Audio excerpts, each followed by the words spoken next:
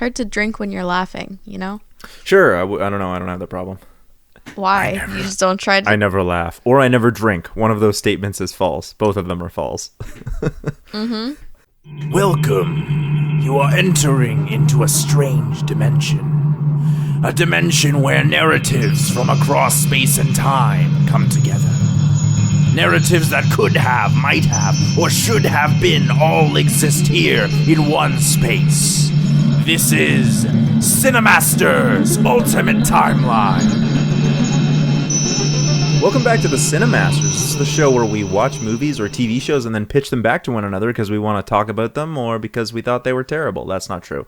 There's no such thing as bad art. But sometimes there is maybe sketchy art. I don't know. Anyway, I'm Janglez the Strange, and I'm joined by Alessa. Hello. What were you saying there? Like unlikable art, maybe? Certainly, as long as it's from your opinion. You're like, I didn't like that. Yeah. Why didn't I like that? That's a good way to put it. There's unlikable art. I certainly would agree with that kind of statement. Yeah. Yeah. Yeah. And today, what are we looking at today? We're looking at 2003 DareDevil. The DareDevil from 2003. That's as old as my first car. That's a strange thing to think about. That's as old as my first car. I don't know. I think of my first car when I think of the year 2003 because nothing else happened. It's not even... I didn't buy that car. My mom bought the car. 2003 was when we had like the blackout all over the eastern seaboard and parts of central Canada. I wouldn't have been old enough to remember it. When were you born? 98, 97? 97. I would have been like 5. Yeah, you could remember that. I was... Except I have really bad memory. Holy crap. It makes me think about how much older I am than you. You were like 5. I was 8. Let me see here. You're not that much older than me. I also, like I said, 11. I've got I was bad 11 memory. to your 5. That's not that bad. It's not that bad now that we're older, but 11 to 5 is like... When I was 5, I had friends who were like 9. I thought you were going to say when I was 5, I had friends who were like 2, and I was going to be like, those weren't your friends. Those were just toddlers who were around you. Yeah. Yeah. Yeah. Most of the, the babysitters' children were older than the kids she babysat, and I considered them my friends, so... We'd have to ask them about that. No, I'm just joking. Okay, so this movie... goods and bads. Why don't you start? I mean, to start it off, I really liked that they had like the Braille intro credits. That was cool. That was cool. It was still like too edgy. It was so edgy, but it's early 2000s. What do you expect? And Electra was pretty cool. I liked her. Really? I thought she was weak. She was kind of weak, but it's nice seeing a girl kick ass every once in a while. Yeah, I will say that was cool. I just meant like her character arc, sort of the way she works as a character was kind of terrible. Yeah. But it was cool like to see her like fight and be a badass and like do badass stuff. That was cool. Yeah. I have a question. I thought that Daredevil wasn't supposed to kill. Yeah, he's not. That's like a big part of him. That's what I thought. So, know, at the very beginning, was he, there was like a scene where he's like... Yeah, so at the very beginning, there's a scene where he's like draped across the cross after being stabbed by Elektra, I think. Yeah, he's like draped across the cross. That's like a classic Daredevil scene because Daredevil... The themes of Daredevil, even in the comics, are like very Catholic. That's why the devil is a whole part of what he does. Mm-hmm. Right? He's I mean, in different versions he's killed. Like in some versions he kills and that's why he's like the devil and he sees himself as the devil, like he has the devil inside of him. Mm-hmm. But they didn't do nearly enough with that. I mean, the allusions to Catholicism were basically non-existent. It was only in the visuals, and it was only so that he could have this relationship with the priest. Yeah. Which is explored much more in the TV show. It is, yeah. Better. I've seen the TV show. I've seen the Elektra movie, but I haven't seen this movie for some reason. So I was going into this... Seen the Elektra movie? I don't know what it's about. It's bad. It has to be a prequel. I own it. Dead, right? No. What? I don't know how it works. Okay, I guess the illusion of the end. So just for the record, we watched the director's cut version. Yes. So I don't know. Some parts in there were probably things that didn't make sense overall because they were just like added scenes. So I wonder at the end when he sees the charm and it's in Braille and he like looks over and he's like, I wonder if he's supposed to be looking at Elektra like she didn't die. But I mean, it's left pretty vague. It is. I don't know. I'm pretty sure she like... I don't know. I don't want to get into it because we're not talking about the Elektra movie, but the Elektra movie was bad, and I've seen it too many times. She was like my role model when I was really young. Elektra, really? But like Elektra, not even... and like the like early 2000s movie. Yeah. I watched it so many times, and I have no idea what happens in it. There was like some magic in it, maybe.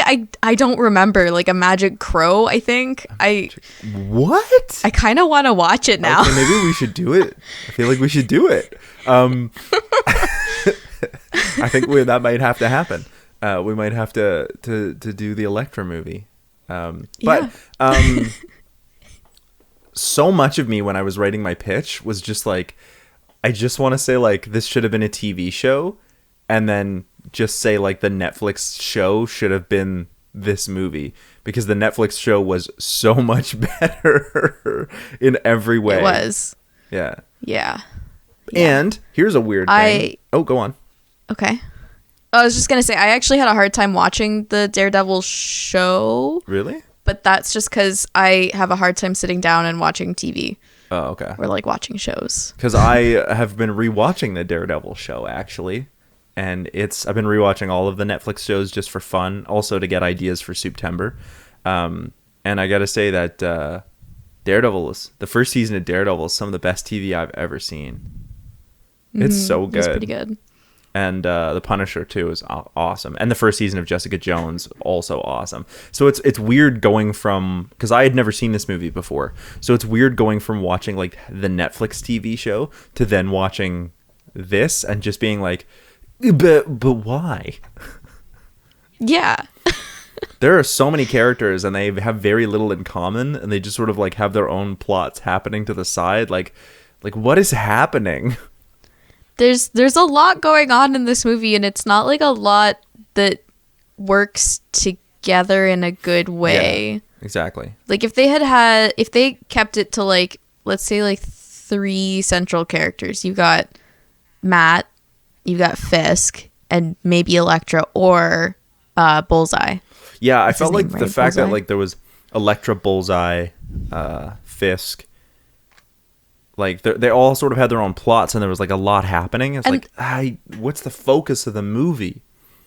And the guy at the start who was like I wanted to call him like the leader, the gang leader, Fallon, who got Matt's dad killed. Like where did he go?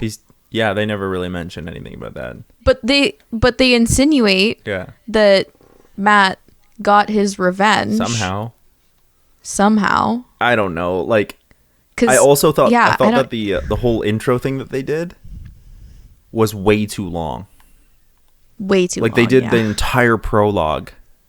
Well, they sort of bookended it. There's like him on the church floor, right? And then they do like the whole prologue and then work their way back up to that. And I was like, the prologue's too long. Like you either have to have that be your movie, or I mean, in the first season of Daredevil, there's like 3 episodes devoted to that are all happening via flashback. Yeah. It was too much. Like I was like, oh man. And then they introduced Elektra, Fisk, Foggy, or Franklin, and Bullseye, like all in one go. And like there was a point in time where Bullseye showed up in the movie, and I was like, oh yeah, I totally forgot that he was in this movie because we've been doing other things. Yeah.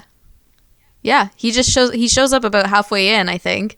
And all of a sudden, not even. No, or you mean after that? I mean after he was introduced. Like he was introduced, and then they were doing other things with like Fisk and Elektra, and then all of a sudden Bullseye showed up again in the movie, and I was like, oh yeah, I forgot about you. You were just relegated to not being there for a while. Yeah, it was interesting. It's also funny because like everyone in this movie is actually like a pretty good actor or actress. Like, they're all known for being pretty good actors and actresses, and none of them were like great, because Colin Farrell is an excellent actor. He plays Bullseye. I can't remember the gentleman who plays Kingpin or Wilson Fisk, but I think he does like a pretty good job at being a menacing kind of villain, the way Kingpin should be. Ben Affleck, we know, is a pretty decent actor. Jon Favreau, who plays Franklin Nelson, well, he plays what's his butt, Hoagie in Iron Man, and directed the first Iron Man movie. So we know he's a pretty good actor. Like Jennifer Garner is usually considered to be a pretty good actress as well. So it's just funny to be like, what is this movie? I think they were just trying to do like, oh, you know, Spider-Man came out and was Spider-Man, and now we're gonna come out and be Daredevil. And do like a crossover, except instead we got an Elektra movie. Yeah. I hate how edgy this movie is. It's so edgy. And it's very cringy. It's like cringy edgy. Like when they go to Josie's, the biker bar, and it's just like stereotypical how like, oh, the bad guys are all bikers, and you can tell that they're the bad guys because they're the ones who like dress and act bad, and you're like, that's so dumb. Like, the world doesn't work that way. No, it doesn't. Yeah. I found that the fight scenes got progressively worse. Yeah. Like, they started out bad, and then they just all of a sudden were like, they were all superhumans. They could jump so far. And, like off buildings and stuff, and like Fisk grabbed Matt while they were fighting and threw him with one arm. Yeah. Like, what? Well, suddenly everyone's super strong. In the comics, Kingpin has always been depicted as really, really strong. It's just unrealistic. Yeah. And that was what made the TV show of Daredevil so great, because you can tell Matt's only human. Like, he may have his senses maybe heightened, but he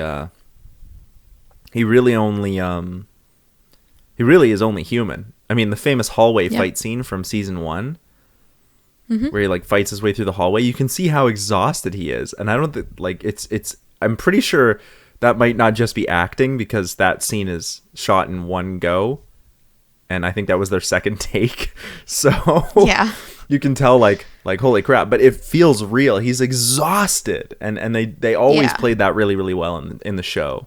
Whereas in this, he has like a knife through his wrist or through his shoulder, and he's still like fighting Bullseye as if nothing is wrong. It's like, really? Yeah. He's like, oh, my life is flashing before my eyes because I'm dying. Hang on, let me just fight Bullseye. And then immediately fight Kingpin. Yeah. Who makes a comment oh, I wish I could have fought you in your prime. And then he still beats him, and it's like, Yeah. It was irritating to watch that go on when so much of this, like, I don't know, there's so many like little things in this movie. Like, if Franklin is supposed to be Daredevil's friend, why is he an asshole to him? Like, Franklin doesn't know that Matt can actually see. Yeah. Also, every time Matt like smells Elektra, I'm super creeped out. So creepy. So creepy. I have a note written down where they're sitting in the coffee shop, and Franklin had just put mustard in Matt's tea, and immediately Matt's just like, I can smell a pretty girl is nearby. That's what I don't understand. Like, I understand he has other senses, but the fact that like he seems to only go after the pretty ones, it's always just like, but he's blind. Like, there are other, like, I don't know, there are other things that are aesthetically pleasing other than the way someone looks, you know what I mean? Yep. And so I'm always like, but he wouldn't care. Like, that's the thing that doesn't make sense to me. He can see, quote unquote, but he can't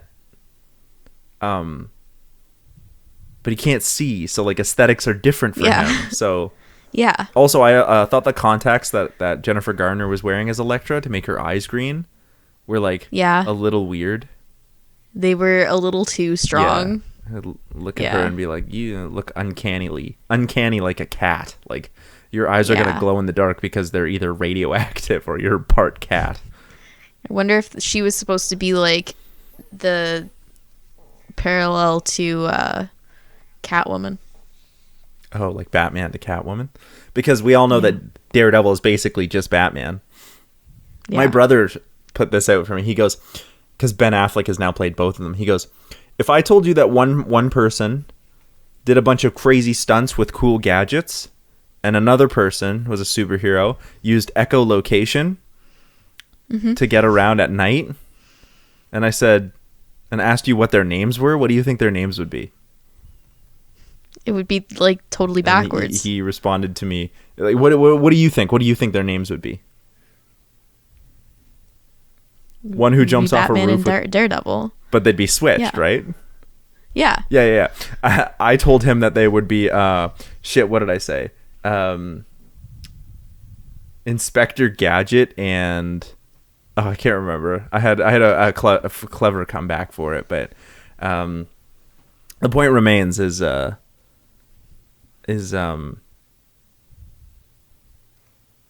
just think it's weird. Like Batman and Daredevil are so close, and in the TV show, he does more Batman stuff than Batman. He does. Yeah. I thought it was strange that because in this version he uses echolocation. I thought it was weird, like how he's like he needs sound in order to see, but some sounds don't help him see. Like, how does that work? How come some sounds work? And like they never explain it. Like, so I'm thinking of the like the train or the bells or the explosion. Like, how does that work? Yeah. Why? I don't know. Because the whole thing where he misses grabbing his pipe or whatever, his baton, because the explosion from Bullseye's motorcycle, that was super frustrating because it was like, but I thought sound helps him hear. Like they just sort of plot wise, they're just like, oh, now he can't hear because plot. It's weird because I feel like they were trying to play like two sides with it, where certain sounds help him see better, but certain sounds don't, and then depending on the volume of them, maybe it'll change it. Like, but they never explain. Loud brakes of the train is very like disorienting. But for some reason, tapping his stick on the railing was loud enough to counter it. Like, I don't know. It was really weird. Yeah, that's what I don't understand. It's like, is it loudness? Is it shrillness? None of this makes sense. That's, again, in the TV show, they don't do echolocation. They just say he uses his other senses. Because the echolocation thing is kind of dumb, first of all. But also, the way they use it in this was entirely arbitrary. Sometimes it works. Sometimes it doesn't. Oh, so annoying. So annoying. I didn't think that rain would be loud enough to help you see the shape of someone. It's not. I think that was just an excuse to put Jennifer Garner in the rain. Yeah, I think so. And also, I will say, like, when she puts the umbrella up, it's like a big fuck you. Yeah, so I thought I was like, oh, dang. So that does work because she knows, right? So, the most egregious moment to me, the most outright stupid moment, was when they have their fight in the playground. That is the stupidest bit. It makes me so angry to watch them like on the teeter-totter going back and forth in front of all these kids, and he's supposed to like use his blindness as his like cover, and they're just fighting in front of these kids on a playground. So angry. It's so stupid. I have that written down. I was like, it's ridiculous. Why are they fighting in front of these people? And then why like the choreographing for their fight was like very stiff too. It was very strange. I think it was because it was the goal idea was like, oh, they're dancing, like, get it? Yeah. But she never asks any reasons why he can. It's just like, oh, but you're blind, but you can do this. Fight. Yeah, she just accepts it. Like, yeah, sure, okay. And they never explain where she learned how to fight. No, they do not. That's bad. Yep. It's just so stupid. That scene made me so angry. Everything about Bullseye also makes me angry. He's very cringy and over the top.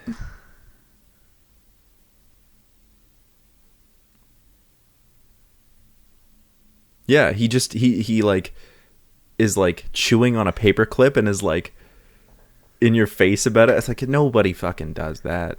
Like, just so stupid. And how would he be let through security like that? He would. Especially when you think about the time. This was 2 years after a certain world-changing event. Say that again?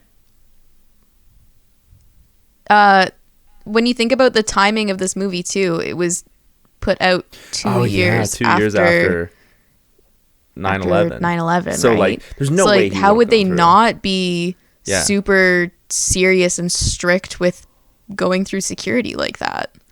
But also the fact that he uses office supplies is so stupid to me. I thought the pencils were cool. No, it's so dumb. At least those ones made sense because they were sharp. Yeah, but it's so dumb. He's like, oh, I've got a paperclip, and he just like kills people with it. It's like, I like the version in the TV show so much better. He's just so cringy. Also, the bullseye on his like forehead, like, oh yeah, and he's just like, I'm Bullseye, get it? And you're just like, yeah, it's literally stapled to your fucking forehead, like.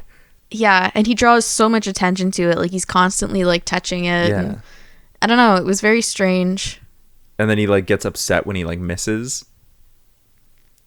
Yeah.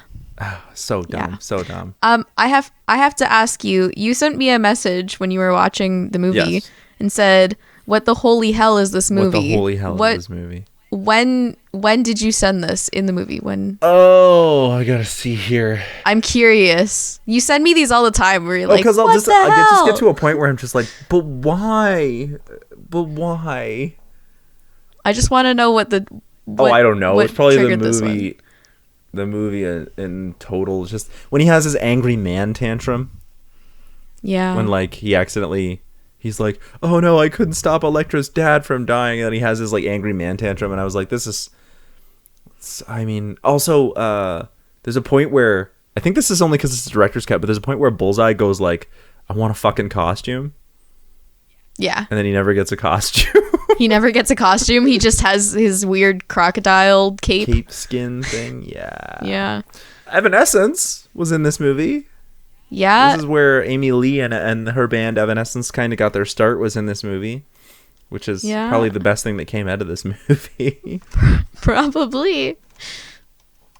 At the very end I wrote, this is like a weird art film that is also nonsense, so it's like a shitty weird art film. It is. I guess my other thing is, this is another movie that just kind of does the and then thing. I don't know what it is, but recently we've just been watching a lot of these where there's no solid plot line, or if there is, it's just a series of events that aren't really, they don't arc in a nice, satisfying way to process. Yeah, it also makes it harder to like pitch movies back, because it's hard to focus on like a theme or a storyline. So maybe we still got to start looking at movies that are like smarter instead of movies that keep doing this. But it's fun to pitch all kinds of movies. It is, yeah. The only problem with the and then pitches is that we either get stuck doing our own versions of the and then, or we just like lose half the movie. Well, sometimes that's the way it's got to happen, right? So. Sometimes you've just got to lose. Yeah, sometimes you've just got to lose half the movie, because in order to make room for the other half, right? Yeah. Yeah. I don't know. Yeah. It's irritating, but that is the way that it goes sometimes, where you're just. I'm trying to look through. Do you have any other goods and bads? I'm looking through my list right now. I had one particular moment where Elektra says that she dressed up so that Matt could see her looking pretty or something like that. And I literally wrote, Elektra's got to learn some self-love. Dress up nice for yourself. Yeah. Get it together. Get your shit together, bitch. Honestly. That frustrated me too, because it seems like Elektra's entire goal revolves around like Matt. Like, what are her goals outside of Matt Murdock? Her only goal shows up after Matt supposedly like killed her father. But she doesn't and then know it's Matt. All of a sudden, Yeah, she doesn't. She's going after Daredevil, and then she finds out it's Matt, and all of a sudden her life is just like, now what? Yeah. So, I don't know. She didn't really have a goal until her father died. And even then, it was still not a good goal. Because it was kind of, I don't know, it was weak. Yeah.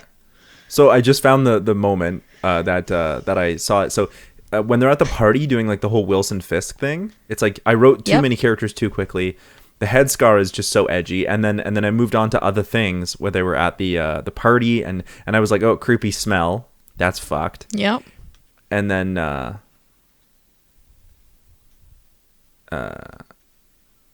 like, oh, things don't work out like they're in the movies or whatever. And I was like, oh, you're in a movie, you can't say something like that. And then Bullseye shows back up again, and I literally wrote, oh yeah, this motherfucker, it's been so long that I forgot about actual plot happening. Yeah. Yeah, I don't know. So it is an interesting movie. That's really all I've got in terms of, I could go on and on and on, but the longest prologue, I do like Daredevil's origin story, but I think it needs to be given like its own time. That's why I think the show does it so well. Ben Urich is in this movie, and he doesn't need to be. It's such a the reporter, he doesn't really need to be in the movie. The flaming double D's is so edgy. So edgy. Also, like, gasoline evaporates, so I'm not really certain like how he could have like left the gasoline there for that long to make the D's work.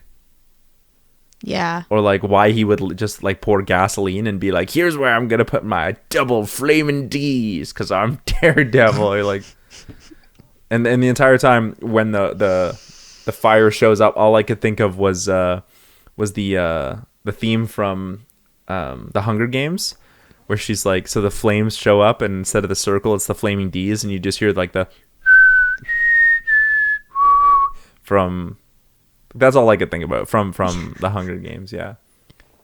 I don't know. This is a weird film. I kept hearing the start of Into the Unknown with those like weird high pitched. Oh, that's because things that kept coming. You in. mean you keep hearing the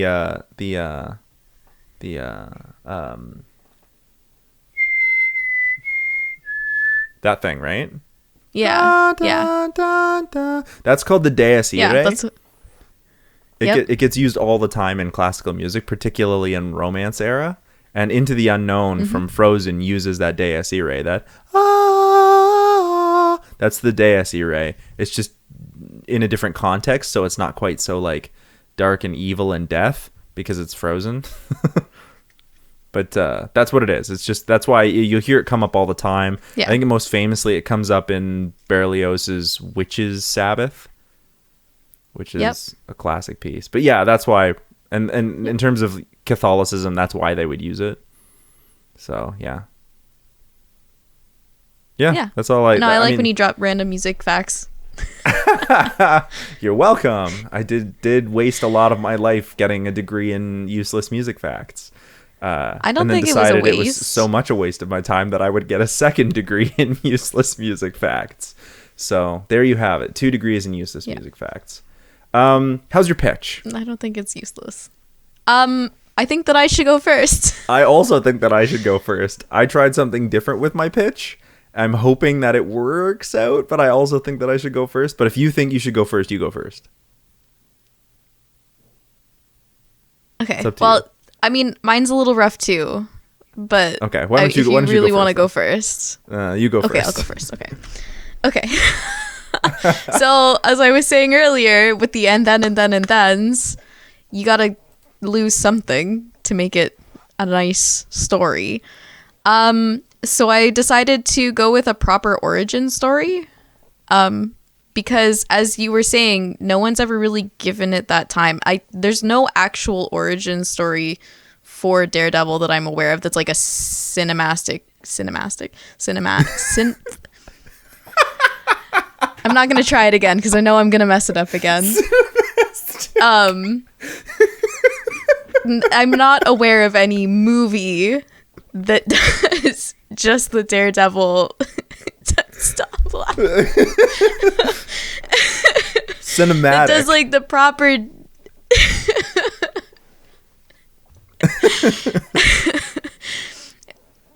Because the name, the Cinemasters, I just had it stuck in my head is like with the ST there. It just whatever. You know what I mean? Go on. There's no proper Daredevil origin film, so I was like, I'm gonna do that because we need one. Because Batman's gotten a whole bunch, and as have Spider-Man's gotten a million, so why not?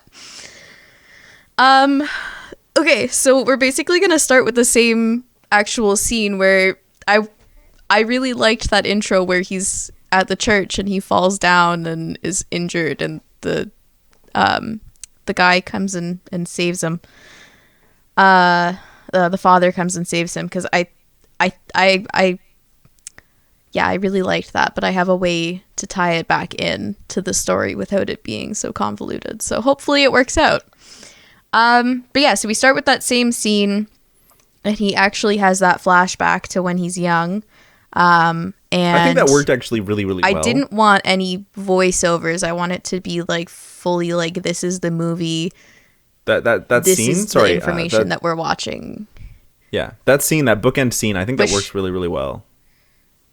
Yeah, I really liked it, so I'm going to keep it, even though it doesn't have the same events leading up to it. Mm-hmm. But yeah, so I'm not going to follow... Yeah, so, okay, sorry. Let me just get back on track here. Sorry. So we basically see everything from, like, he's young, he gets into fights, and his dad's always like, I don't want you fighting, I want you to get degrees and help people in the best way that you can. You know, be a doctor, be a lawyer, because that's the best way to help people, especially if you can do it for people who really need it.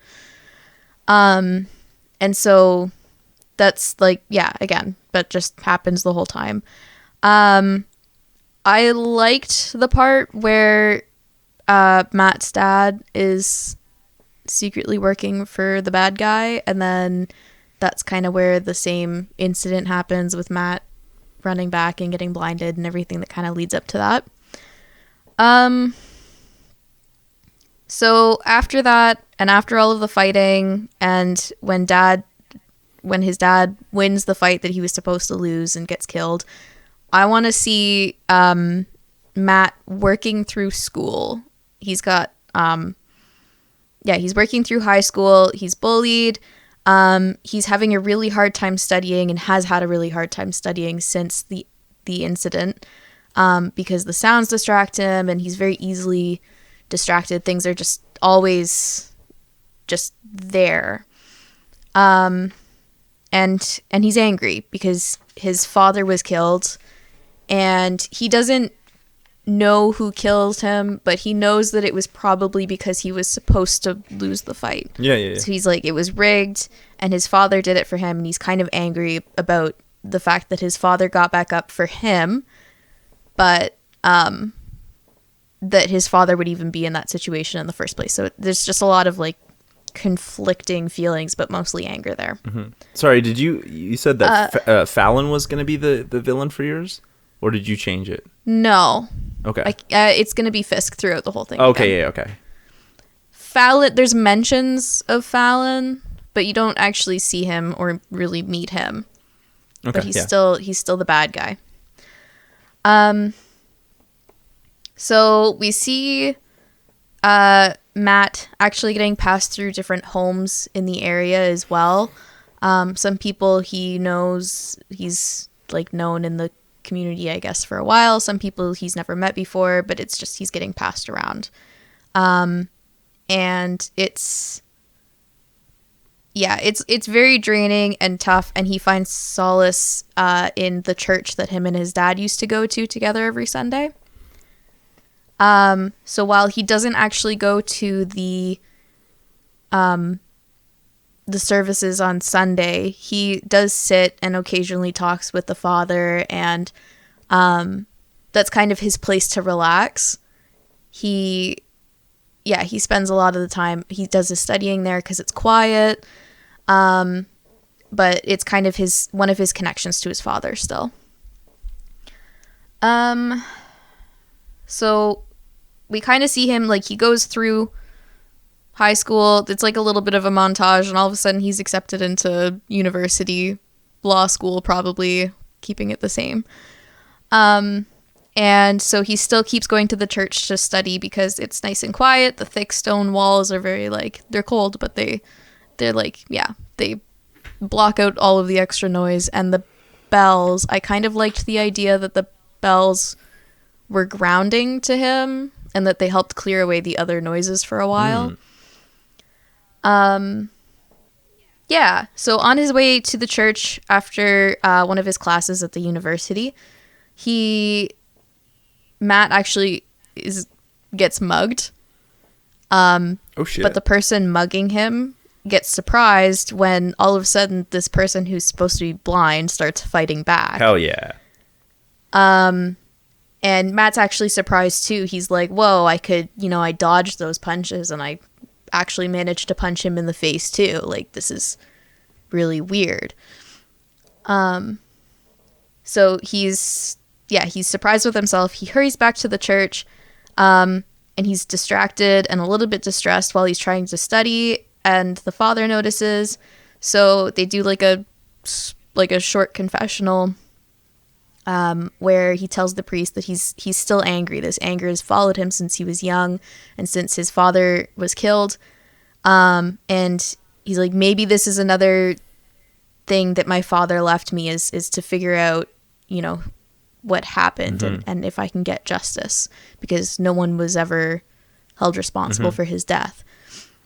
And he's like, maybe I can use my heightened senses for good and help other people while I'm at it too. So then cue the training montage. Because you gotta have a training montage. So he's doing his studying. He's kind of training himself. He will occasionally just go and like sit in a dojo and just kind of hang out, just watching people fight, or I guess sensing people fight so that he can kind of learn the moves, and then he goes home. Yeah. I don't know, I thought it was a good idea at the time when I wrote it, and then I was like, this is kind of weird.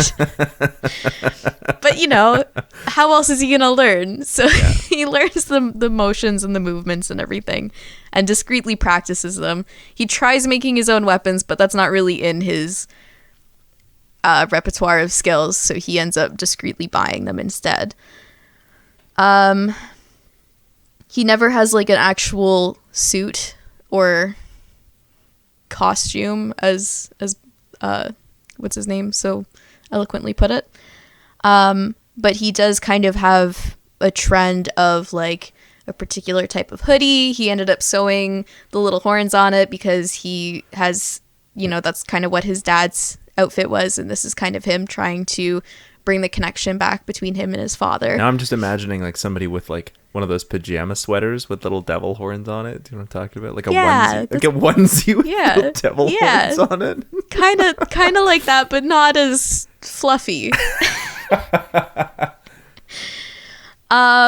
So while all of this is going on, he stops going to the church, and barely manages to graduate from law school.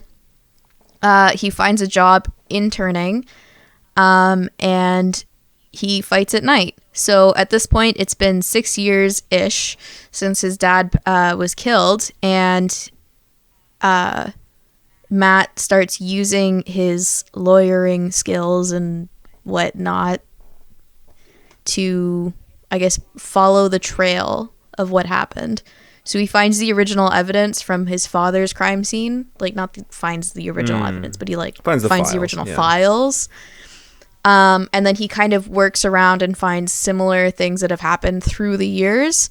And he kind of sees that there's this trend of like the roses being left on the body of the victims.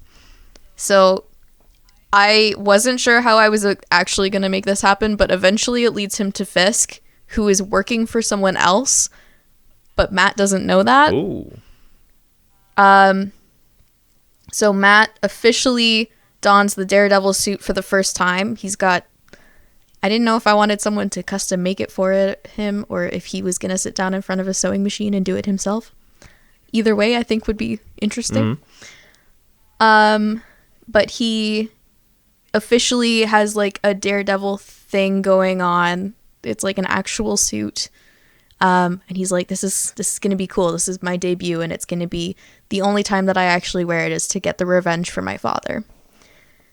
So yeah, he goes. Fisk doesn't send the security away. I thought that was really cool in the movie, but I also was like, nah. So instead, Fisk is like, I'm going to let this weirdo build up his ego, and then I'm going to shut his ego down. Ooh. Right? I'm going to, he's thinking he's real slick.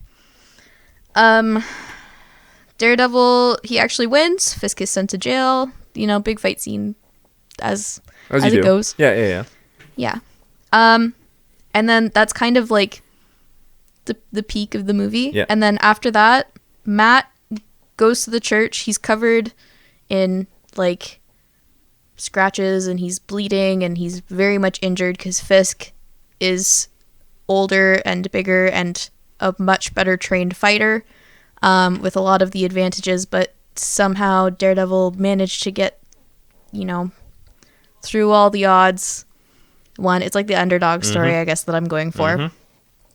So he goes to the church, and that's where the scene from the start happens again, where he's like sitting there and the father finds him and is helping him.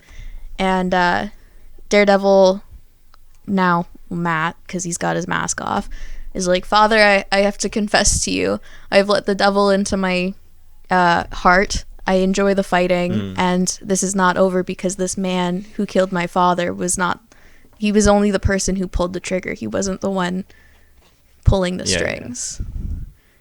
And then that's the end. So who would the person behind Fisk be? What was his name? Fallon. Oh, usually it's the other way around because I know because Fisk is supposed to be the kingpin, right? He's the kingpin. Yeah, I know, but Fallon looked like a frail old man who couldn't fight, so I was like, he seems like a good guy to be pulling the strings instead of pulling the triggers. Yeah. Okay, all right. I it's interesting that you talked about revenge a lot in yours because mine is a lot about revenge too. So. Okay. So mine is, I'm not really certain how I would pull this off because it might have to be animated, but the idea behind mine was that nobody would know who Daredevil is, not even the audience. Mm-hmm. Okay. Which is obvious because everyone already knows who Daredevil is. But my idea was to try and like flip it on its head, see if we could make it different. Okay. As to who Daredevil was. So the movie starts out with the scene where there's a car chase and Elektra and her father are driving away and they're being chased, but we can't see who's chasing them. And eventually the car like flips over and Elektra and her father stumble out. In the distance, Elektra can hear what sounds like a fight, but all it is like some shadows in the rain because it's raining. And she can't make out who it is, but then out of the rain comes a stick and it strikes her father right in the head and kills him instantly. And Elektra looks at the sticks and sees it's like a red baton. And then she looks up and she sees a man in a red devil suit standing alone in the street, like with matching red as the baton. Mm-hmm. And she swears that she's going to find this devil man and kill him. Okay. So the next morning, Elektra is preparing for her father's funeral when she's getting everything ready to go. When a blind lawyer named Matt Murdock tells her, he's like, I'm so sorry to hear about what happened. And he's like, I'm here for you. And she kisses him on the cheek and says, I can't be with you anymore. I have to deal with my father's death and all the business that's going on with that. But really, she just wants revenge. And that's become her job now. So then we actually shift. We follow Matt from here. And we see he's heartbroken. And he goes to the office and meets up with Foggy or Franklin, who's surprised to see him there, thinking he would be with Elektra. But Matt explains what happened. And so it doesn't look like they're going to be together anymore. So Foggy is much more friendly in my version. He basically, Matt's like, can you help me bury myself in work? And Foggy's like, yeah, man, no problem. So they get down to business. There's a bunch of like tenant cases and gentrification that seems to be occurring in Hell's Kitchen as poor people are being extorted and tricked into moving out of their homes. And then a real estate company like comes in and buys the whole building and then demolishes it for like more money, right? To make bigger things. Yep. And, so Foggy's like, they're in the middle of doing this when all of a sudden Foggy gets a phone call from Karen Page, who's looking into the same thing. So we then switch to her perspective, where she's trying to learn more information on the deals and investigation on the companies that are involved. And we see her do a little bit of that work. So we then switch back to Elektra, who's trying to hunt down any information on the man in the red suit. Instead of just prowling the streets, she figures that there's got to be information out there. So she's like searching the web and newspapers and comes across the name Ben Urich, and then she sets down to track him down. Then we switch back to Karen, who's found more information about like the real estate companies. But it's later at night now. And so she's on her way home and 2 thugs show up and they're like, you better start losing that information. We can't have you digging deep. You're causing trouble. And she manages to mace one of them, but the other one grabs her. And then all of a sudden, a dude in a red suit shows up and saves her. And then leaves. So she's trying to give her statement to some cops, and then the reporter Ben Urich shows up. And as she explains what happened, Elektra also shows up and asks to speak with Ben as he's gathering more information about the Devil of Hell's Kitchen, which is what he's calling him. But Karen maintains, like, Karen's overhearing this, and she's like, no, he saved my life. He's not a bad dude. Like, why would he save my life but also kill your dad? Like, something's fishy about that. And Ben says, he's like, well, the Devil of Hell's Kitchen has never killed anyone. That's part of his thing. Everyone's, like, people have been beat up. There have even been people put in hospital, but he's never killed anyone. So we then follow the man in the red suit. We don't know who it is. We follow the man in the red suit who's following the same leads that Karen is, and we see him protect some poor people in buildings, but he's really interested in where he can find a character named Bullseye, someone named Bullseye. Okay. And so he's beating up some dudes, and he beats up this thug, and the thug basically says, you want to find Bullseye, you got to talk to the Kingpin. And he's like, great, now I got another name. But before he can get any further, Elektra shows up, and they immediately start fighting. And as the 2 of them are fighting, we see that neither of them are slouches, but Daredevil manages to escape. And it's like a very awesome fight scene. The next morning, Ben Urich's boss tells him, his name is Eric Ellison, I think, but it doesn't matter. Boss tells him he needs to let the Devil case drop in order to do some like real news. So he's putting Ben on election news. So Ben is reluctant, but he's like, fine, I'll follow the story of the underdog Wilson Fisk, who's just shown up on the scene and wants to make some big reforms. And so he does an interview, and Fisk talks about how he wants to reform Hell's Kitchen, clean up the streets, and work on like law reform that'll help the little guy, instead of the big corporations. So Matt and Foggy are in court, and we see how messed up it is to be public defenders. In my version, they're public defenders, and how shitty the system is, and how it does, in fact, shit on the little guy. And that Fisk seems like actually a really reasonable person.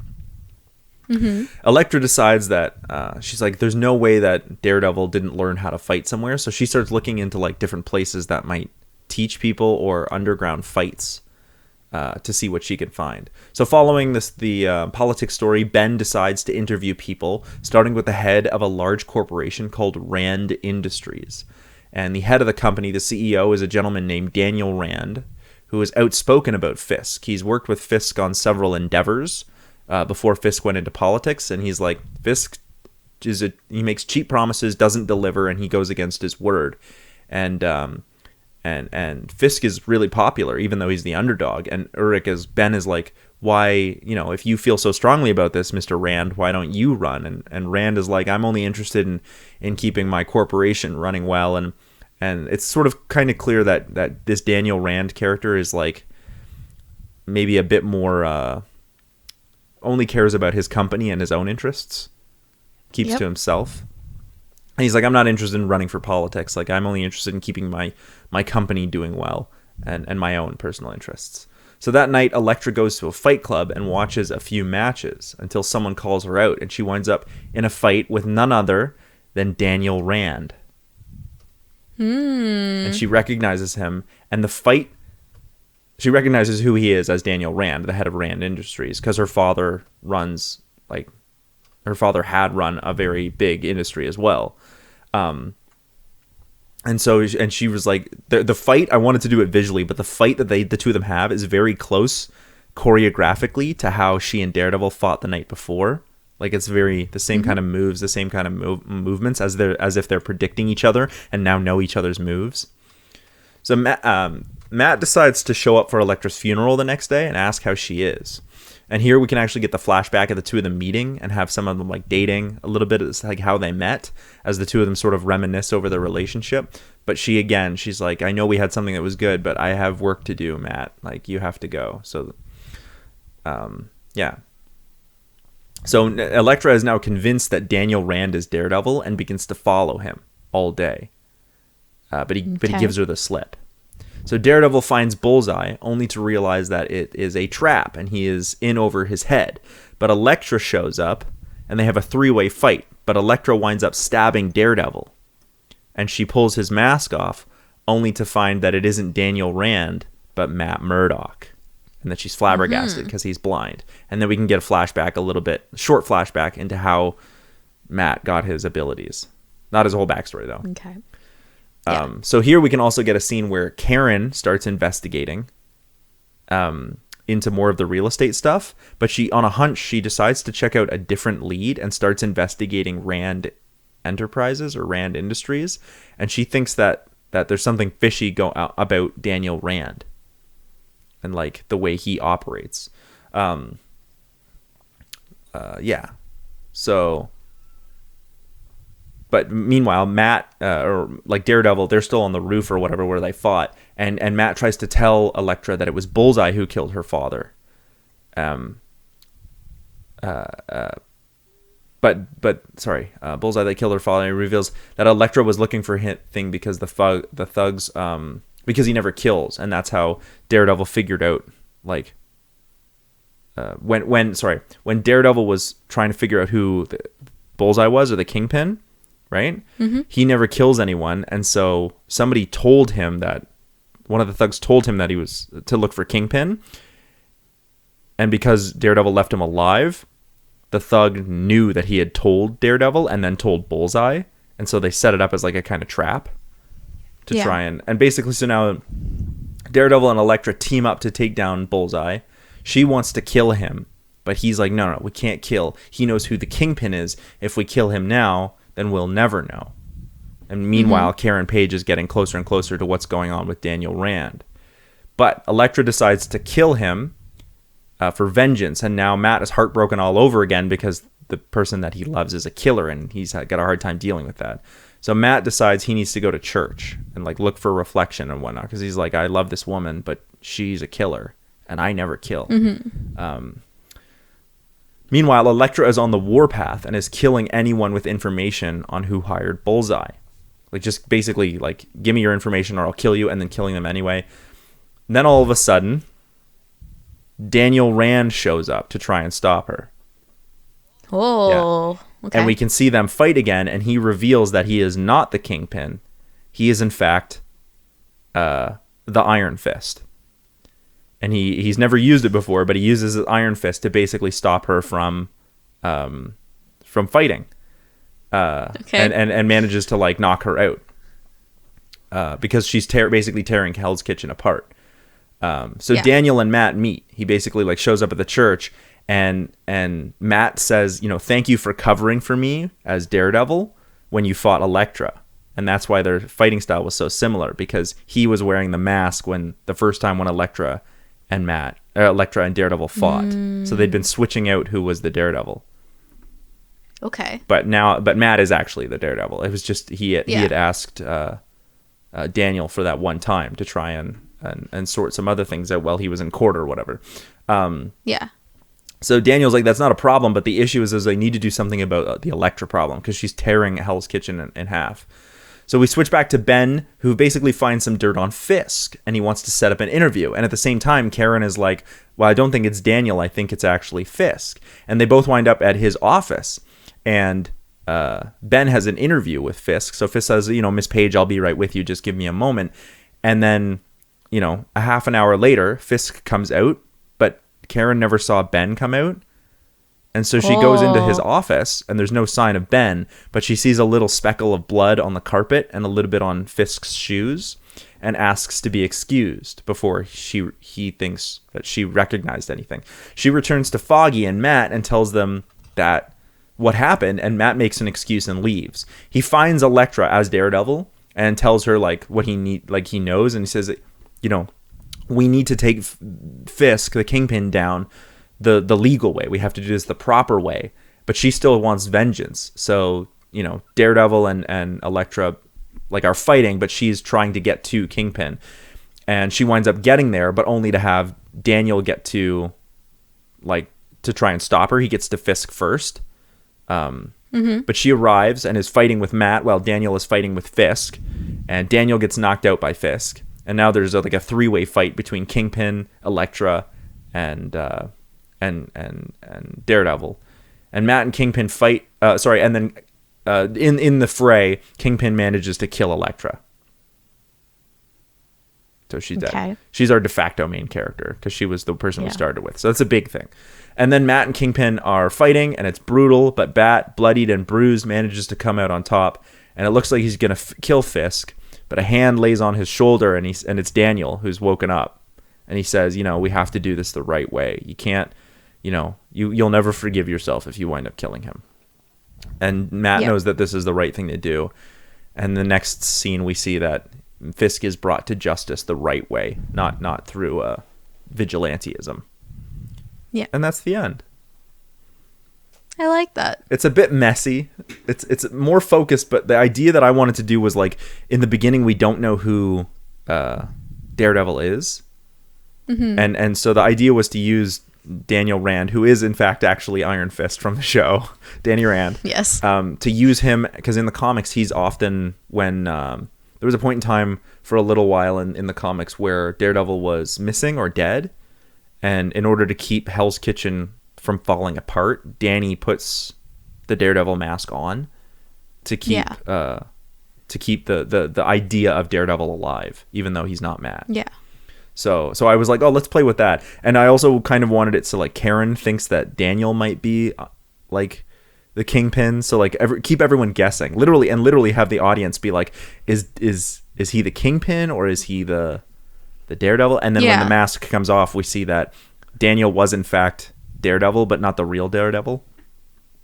Yeah, it was always just covering. Yeah, exactly. Yeah. So I really like all of the layers that you have in that one, where you've got all the characters, but they're all doing something and they're all relevant, and it's keeping with the theme of like who's who and trying to figure it all out. Yeah. So the idea was like if we bounce around from character to character, we'll never figure out who. Well, I mean, there's several main characters really, but every character is relevant and they all have different moving parts going on. But the question is always for the audience member, you know, like who is Daredevil and who is Kingpin? Yeah, just trying to figure it out. Yeah, I like it. I also had an idea where what I was actually going to do was have it be like a what if, like so Marvel's been doing their what ifs right now, and keep it a mystery, but have it be like we don't know who the Kingpin is and we don't know who Daredevil is for the entire plot, and then reveal at the end that the Kingpin is actually Luke Cage. Because the idea of having a black Kingpin in the movie I thought was really, really interesting. I think that's a really cool thing. So I was like, oh, what if it was a black Kingpin again in my version, but it was actually Luke Cage? Yeah. And so we make everyone think that it's Wilson Fisk when in fact the Kingpin is Luke Cage, and then make everyone think that Daredevil is Matt Murdock when it's actually Daniel. And like this whole what if Luke Cage was actually a villain? What if Daniel Rand had become Daredevil? You know what I mean? Like just flipping things on their heads, like doing stuff like that. But in the end, I was like, no, Daredevil's got to be Matt, and Fisk has got to be. So, whatever. I thought it was just different to try some different layers out, to try following some different characters. I like it. I like the, like I said, I like the layers. I like that you were keeping us all guessing, but it all came back to what we kind of already know. Yeah. Which is, it's a weird kind of guessing thing, but I just felt like I couldn't betray. For anyone who hasn't read the comics, it would be a really interesting, or seen any of the movies or the shows, it would be a really interesting introduction to the... Yeah, to sort of be like, oh shit, like who is... Yeah. Especially if you played it right, like with the red herrings, where you were like, is Daniel the Kingpin, or is he the Daredevil? The Daredevil. Yeah. Yeah. And I saw you smirking when I mentioned that Danny was the Iron Fist, but I love Iron Fist. I know you do, and I don't understand. Like the show very much because I thought the show was kind of problematic, but I love the character. I think that the show I mean, without accidentally backdooring into an Iron Fist Cinemasters episode, I think that there could have easily been some things in the show to make it really, really work. Basically, turning Danny into like a at least half Asian character, easily could have rectified that. Have some writing that was more focused on Chinatown and Asian problems in the show. And then, I don't know, there were some interesting ideas in there. I do want to do an episode on Iron Fist. I just can't convince anyone to do it with me. So I know you can't. But I love that character. So I'm disappointed that the show did. I actually think Finn Jones did a fine job as Iron Fist, too. I just think that was the writing that was the real issue. Yeah. I think that was the issue for me, too. Yeah. Anyway, last minute thoughts on DareDevil from 2003. Well, it was very over the top. It was very over the top, and it wasn't entertaining. I was entertained. It was entertaining, yeah. It wasn't maybe a little long, but that's because we had the director's cut. Yeah. Yeah. Yeah, it was interesting. Just gonna leave it at that. It was interesting. It was interesting. Yeah. Yeah. Yeah. I thought that there was maybe a little too much monologuing from Ben Affleck as Matt Murdock. Yes. Yeah. I didn't want any of that in mine. I don't remember if I said that right at the start, but I didn't want any of those voiceovers or whatnot. You have to be really careful with how you use a voiceover. Nate would say this. He would say, like, when you use a voiceover, you're basically like trying to give the stream of consciousness to the or the inner thoughts of your character to the audience. Yep. And so if your voiceover isn't basically the thesis of your film, especially if it's at the beginning, if that's how you're introducing the movie, if it's not the thesis of your film, you don't need it. Show, don't tell. Yeah. Right? Unless you are outright saying, like, bang, this is the theme, this is the thesis, this is what the point of the movie is right off the bat, don't do a voiceover. Yep. Yeah.